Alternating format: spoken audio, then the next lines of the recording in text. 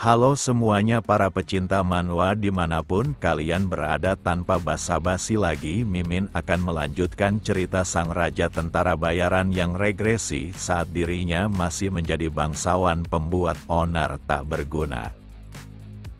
Pada cerita sebelumnya diakhiri dengan kehadiran Koar yang menghadang komandan musuh yaitu Victor.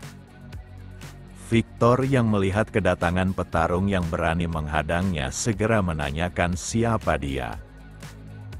Dengan penuh keberanian tanpa rasa takut sekaligus menunjukkan tawa yang menandakan betapa dirinya menyukai pertarungan, dan Koar memperkenalkan sosoknya sebagai bos tentara bayaran Cerberus.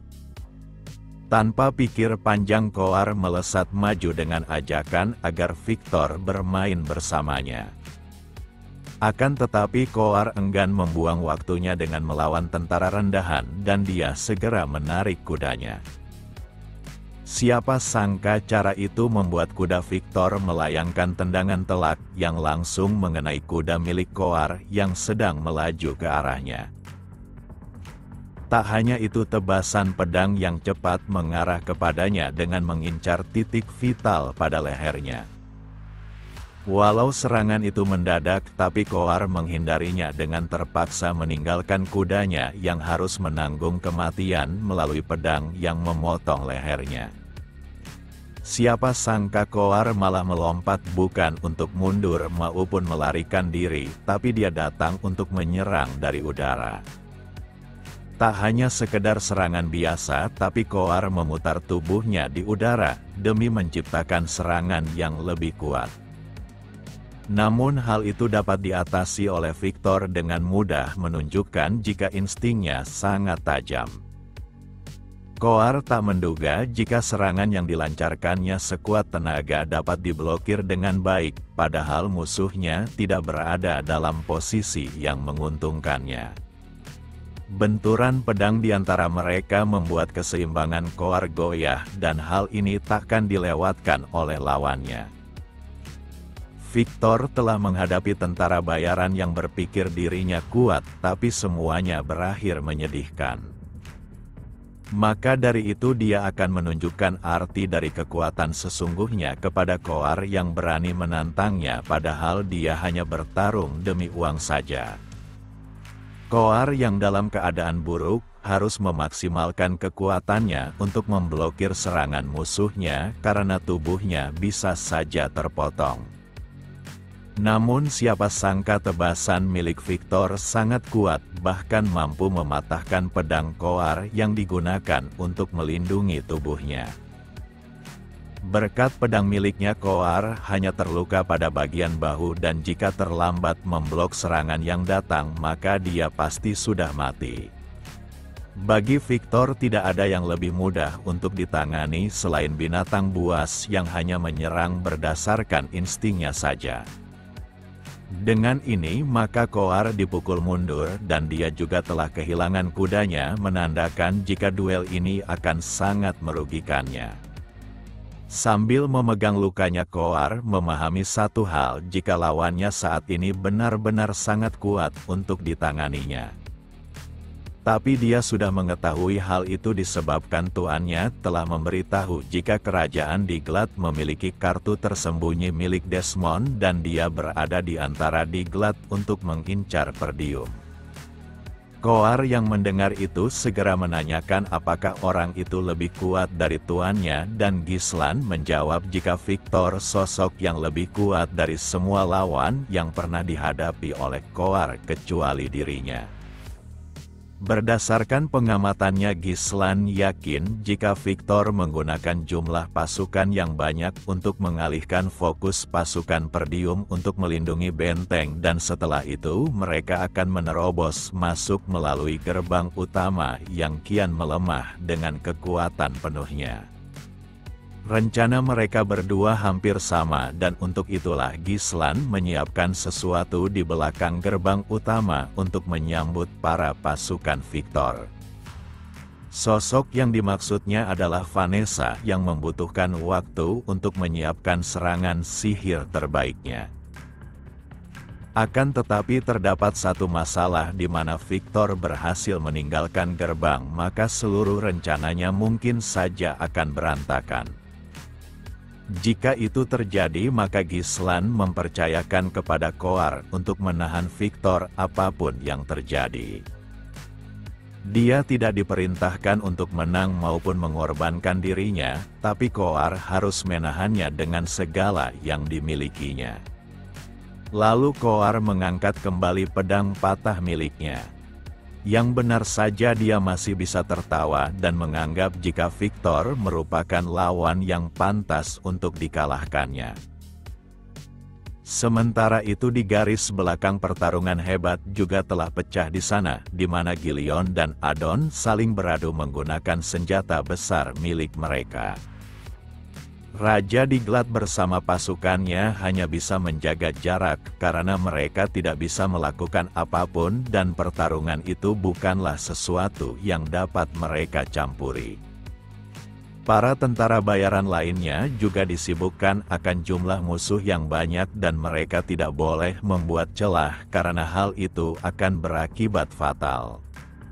Walau Gilion adalah mantan kapten tentara bayaran, tapi dia sangat jarang bertemu dengan lawan yang sekuat ini.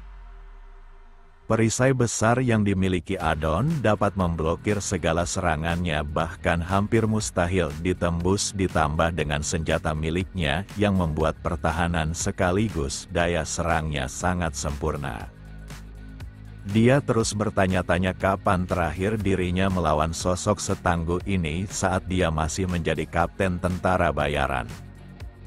Namun dia juga tidak punya banyak waktu di tempat ini dan harus segera menyelesaikan pertarungannya. Tapi Adon menganggap serangan yang datang ke arahnya takkan berguna karena dia akan selalu mengatasinya walau dia mengakui serangan Gilion luar biasa. Lalu Adon memanfaatkan perisainya untuk membuat celah agar dia dapat mengincar targetnya. Setelah itu dia melesatkan serangan dari pedang besar miliknya, tapi Gilion masih mengatasinya dengan cukup baik. Yang benar saja tujuan utama Adon bukanlah Gilion melainkan kuda yang ditungganginya. Dengan ini maka kuda Gilion telah mati dan dalam waktu singkat ini keseimbangannya akan goyah. Jika serangan datang ke arahnya maka dia benar-benar dalam bahaya dan Adon hanya perlu melancarkan serangannya sekuat tenaga. Adon mengakui jika Gilion sudah bertarung dengan baik, walau dia hanyalah seorang tentara bayaran rendahan. Dia pun berniat menghabisi Gilion dengan menekannya menggunakan perisai miliknya. Tapi Gilion masih tak bergeming walau dia berada dalam kondisi yang buruk dan lengah sedikit saja maka hidupnya akan dalam bahaya. Tak hanya Gilion tapi Coar juga berjuang menghadapi Victor dengan segala yang dimilikinya sambil mempertaruhkan hidupnya. Situasi ini juga makin tidak menguntungkan Perdium jika terus dibiarkan. Yang benar saja gerbang utama kini telah tertembus setelah tabrakan berulang kali yang dilakukan oleh pihak musuh. Sang Lord yang melihat situasi ini sangat panik disebabkan musuh sebentar lagi akan memasuki wilayah Perdium. Di saat yang sama Alfoy melihat mereka semua bisa saja mati dan dia segera meminta Vanessa melakukan sesuatu karena dia sudah menyerap mana miliknya. Namun Vanessa harus bersabar karena tuan mudanya memberinya kepercayaan dan dia harus mewujudkannya. Sementara itu Victor yang melihat gerbangnya telah terbuka memerintahkan seluruh pasukannya untuk menerobos masuk. Seperti yang dikatakan Gislan, kini Victor menyerang dengan kekuatan penuh dari pasukannya. Dia merasa para pasukannya yang menang jumlah akan bisa merenggut kastil Perdium karena dia akan mengurus para komandan Perdium termasuk rajanya, tapi Coar masih bangkit untuk mencegahnya. Dia takkan membiarkan Victor meninggalkan tempat ini, dan dia pasti akan menghabisinya. Lalu Victor menyebut jika Coar seharusnya mengetahui jika level mereka berdua sangatlah berbeda, tapi kenapa dia masih berusaha untuk bertarung. Di sisi lain, Adon menegaskan jika gerbang utama sudah terbuka menunjukkan jika perang ini akan segera usai. Meski begitu, Victor dan Adon mengakui serangan tiba-tiba yang mereka alami terencana dengan sangat baik, tapi hasil akhirnya akan tetap sama karena mengisi kelompok penyerang dengan tentara bayaran sangatlah tak berguna. Tak peduli seberapa hebat para tentara bayaran, mereka juga tidak akan bisa mengalahkan seorang kesatria yang terlatih dengan benar. Victor tak mengerti kenapa Coar masih bertahan dan seorang tentara bayaran seharusnya tidak bersikap seperti ini.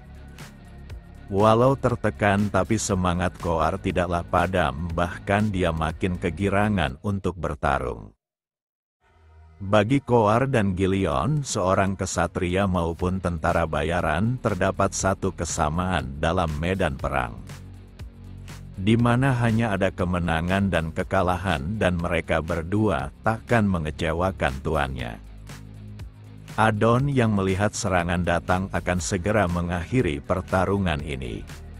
Tapi Gillion merendahkan tubuhnya sambil menguatkan pijakannya, namun terdapat sesuatu yang aneh pada kapaknya, di mana Gillion tidak mengadu mata kapaknya secara langsung, melainkan memanfaatkan bagian dalam kapaknya untuk menyingkirkan senjata musuhnya.